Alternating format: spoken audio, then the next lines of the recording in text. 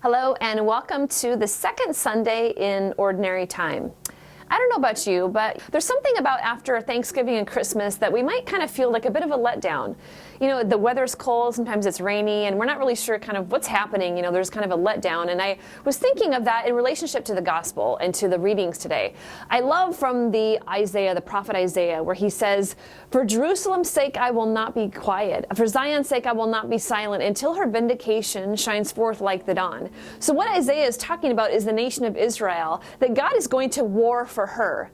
And then he says that it's very famous, but I just want to really relate it to you in your life. He says, no more shall your land be called desolate or forsaken, for the Lord delights in you. And as a young man marries a virgin, so your builder shall marry you. That's very important for you and I. Have you ever felt forgotten or desolate? Where you look at your life, or you kind of, maybe you've been working at something for a really long time, and you say, does it really matter? I mean, does God even notice? Or maybe something's happened in your life recently where you feel convinced that God's forgotten about you, or that you're not as important as you thought you were to somebody. Those are real human experiences that we all have. And I love what God is speaking through Isaiah to us, to you and I, but because he's saying, I'm not going to stop going to battle for you. I haven't forgotten you. I see you. And my goal is not just to have a nice relationship with you. My goal is to take you into my very heart and bring you into communion with me. You are not forgotten.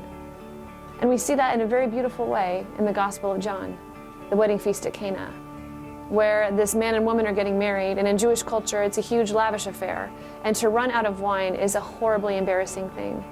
And Mary, being the beautiful woman with the feminine genius, sees that they're about to run out of wine, and she's going to intercede on their behalf. I love it.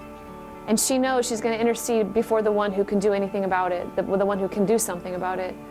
So she goes to her son and she says, you know, they don't have any wine. They're running out of wine. There's this great interchange there where it looks like Jesus is kind of pushing her aside, but he's not, because he knows that she's calling him to begin a ministry to Calvary. And I love it. She makes her request to Jesus and she walks away and she tells the head waiter, do whatever he tells you. And the head waiter, as you know the story, takes water. It's really a fascinating story. These huge pitchers, like these enormous stone jars full of water. And they fill it with water, and then they're supposed to take it, you know, in faith to the head waiter so he can taste it. And what happens is in that time, at some point, it changes from water into wine, and wine symbolizes love, this outpouring of a new love in their life. And that's when the head waiter says, you know, many times people serve the best wine first, and people get their drink on, you know, they serve an inferior wine, but he said, you have saved the best wine for last. This is what Jesus does in our life. He comes into our life and he transforms it with his love. That all the places that you and I feel forgotten, all the places that we're embarrassed about, all the places that we're for sure God doesn't even care about, he notices, and it matters. And you and I have a very powerful advocate in our Blessed Mother.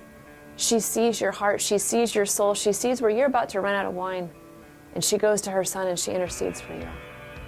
This is a beautiful thing. You know, St. Paul talks about all the gifts that we have. These gifts are born out of love, gifts that are freely given and transformed in his love.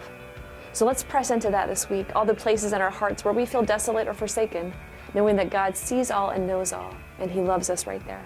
God bless you. Have a wonderful week.